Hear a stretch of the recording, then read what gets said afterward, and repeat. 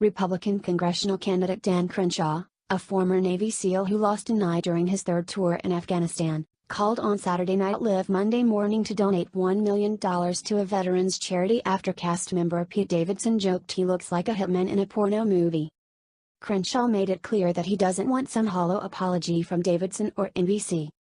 "I think what him and maybe the producers at SNL should do is pull their money together. Let's throw a figure out there, $1 million, and we will donate that to a series of veterans nonprofits that helps veterans," Crenshaw said. A partial transcript is as follows. Alison Camroda, you're a Navy SEAL. You did 5 tours of duty. You lost your eye after being hit by an eye in Helmand Province in 2012. You've received the Purple Heart, 2 Bronze Stars, a Medal with Valor. You could squash Pete Davidson like a grape, obviously. It's not even a fair fight, right? He's punching up. What do you want from him this morning?" Crenshaw, everybody is asking that. Like, do you demand an apology from this man? I do not demand an apology. He probably should apologize, but I don't want some hollow apology. I think he has exposed himself. I think he's exposed himself for who he really is. I wish him well.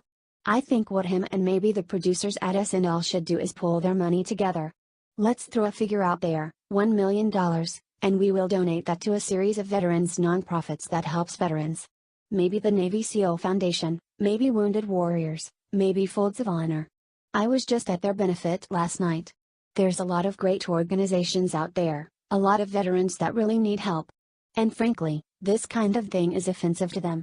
They feel laughed at. Camroda, that's really interesting. I don't know if Pete Davidson has $1 million, but we'll see what SNL comes up with and if SNL heeds your call to do something.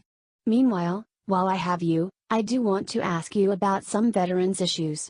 As you know, President Trump has been talking on the campaign trail about this migrant crisis, as he calls it. This group of migrants from Central America that are still roughly 1,000 miles away from our border. He is saying he'd like to send 15,000 troops to the southern U.S. border. That's more than there is in Afghanistan, which is 14,000.